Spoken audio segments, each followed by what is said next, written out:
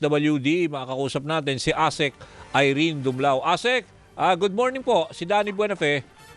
Ay, Sir Danny, magandang umaga po sa inyo. Magandang umaga din sa lahat po ng sumusubaybay ng iyong programa.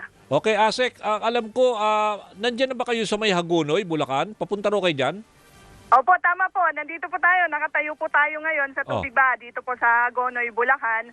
And kasalukuyan po na namamahagi ang DSWD ng tulong sa mga nasa evacuation center po ngayon dito. So, kasi yung Hagonoy, Kalumpit, 'di ba? Ang daming lugar diyan sa Marilao ang lubog pa rin sa baha.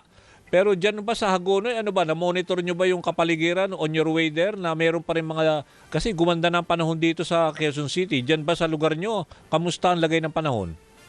Yes, kasalukuyan po na may tubig baha pa rin. In fact, dito sa evacuation center dito sa elementary school ay may tubig baha pa rin po. Ganun ba? On our way here ay may areas pa rin po, may daan na talaga namang mataas pa rin yung tubig baha.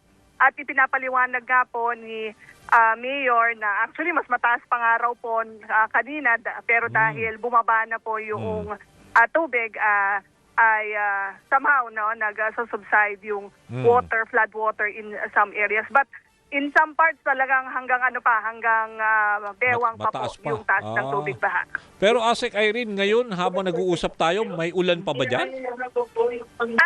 Kanina po bumubungos ang ulan, pero ngayon umaaraw naman po. Okay. Medyo umaaraw tas uulan. But I think ganun po talaga yung yung sitwasyon ngayon. Pero ASEC, yung elementary school na kung saan sabi mo evacuation center, nabibigay kayo ng tulong, mga ilan ho yung mga families na nandyan ngayon? At saka anong pangalan ng evacuation center dyan sa Hagonoy? Opo, ito po ay San Isidro Elementary School. Okay. Dito sa Hagonoy. Kasalukuyan pong may around 60 families pa po, mahigit 60 families pa yung nandito sa evacuation center na ito. Later on, we will proceed to Kalumpit. Doon naman po, mas higit 100 naman po yung nandun sa Lexber Warehouse Evacuation Center. Higit 100 pamilya po yung nandun. Ang alam namin, ilang araw na kami, kahapon nga nakausap ko si Governor Daniel Fernando. Talagang catch basin kasi ang mga lugar na yan, lalo na yung sa Kalumpit. I would assume dyan, ASEC Irene, yung Kalumpit, mas marami apektado dyan. At saka, ewan ko lang kung safe ba yung dadaanan ninyo na hindi, na hindi kayo magka-problema. Opo, nakahiram naman po tayo ng military truck. Dito naman po tayo sumasakay. And dito rin po sa Hagonoy, meron po silang mataas na truck na sinakyan natin patungo nga po sa evacuation center. So for today, ang nakatoka na tutulungan ng DSWD, ito hong Hagonoy, Kalumpit, ano ho pa ba mga lugar para lang doon sa guidance ng ating mga nakikinig? Actually, lahat po ng areas sinututukan natin. Okay. Kung maalala mo, Sir Danny, nung isang araw, nasa Macabebe at Bacolor, Pampanga naman tayo. But we met with the other local chief executives. Hindi man natin mapuntahan yung kanila pong mga bayan. At least nandun sila, narinig natin kung ano yung pangangailangan pangkaragdagan. At siya naman pong na-i-release ng DSWD. Kasi di ba, Sir Danny, kami po ay augmentation support. Opo, so kung ano man po yung kinakailangan pa nilang suporta, ina-assure namin sila na ready po kami to extend the necessary assistance. Ngayon po, ngayong araw, dito po kami sa Hagonoy, and then we will proceed to Kalumpit. But we will meet with the local chief executives to, again, listen to them and determine kung ano pa yung kinakailangan natin ipahatid. Parang ngayon po, aside from the food and non-food items that we are distributing, mamahagi rin po tayo ng tulong pinansal.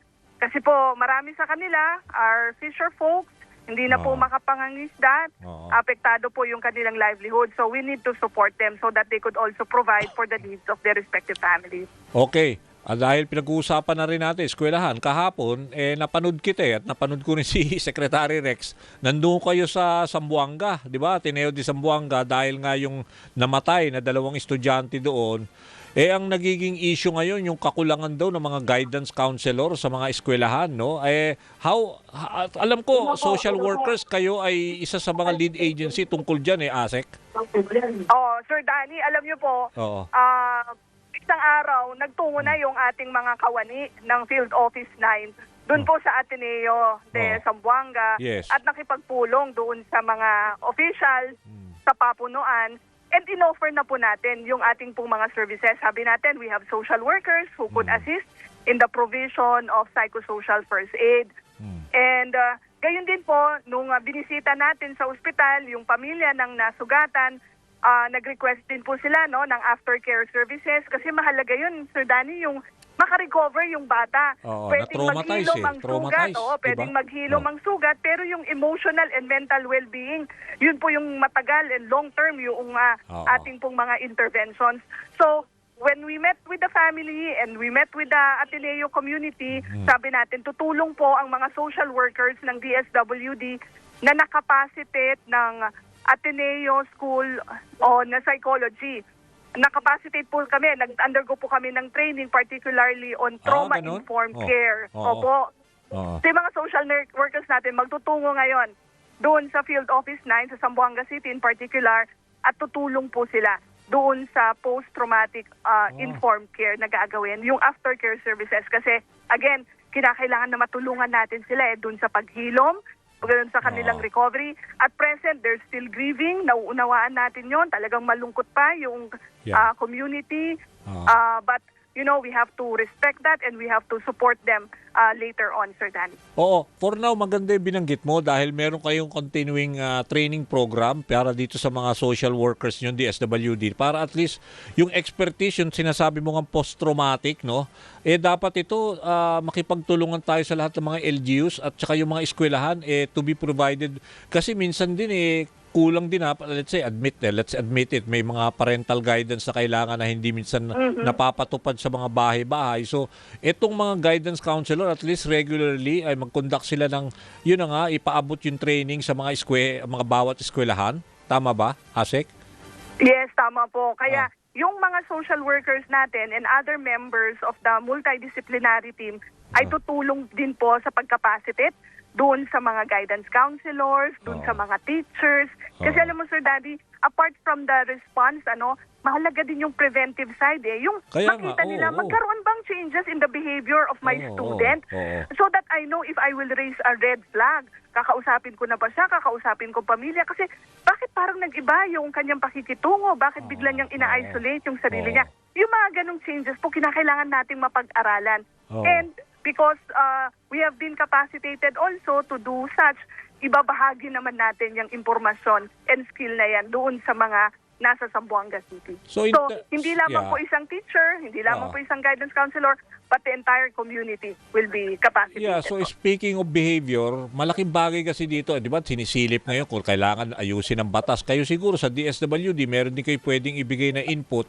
Yung mga katulad ng mga violent video games, di ba? Yun naman ang nagiging, di ba, mitya kaya sila nagiging ganyan. Tapos irresponsible pa yung mga magulang na hindi nagkakaroon ng access dun sa mga baril na pag-aari nila.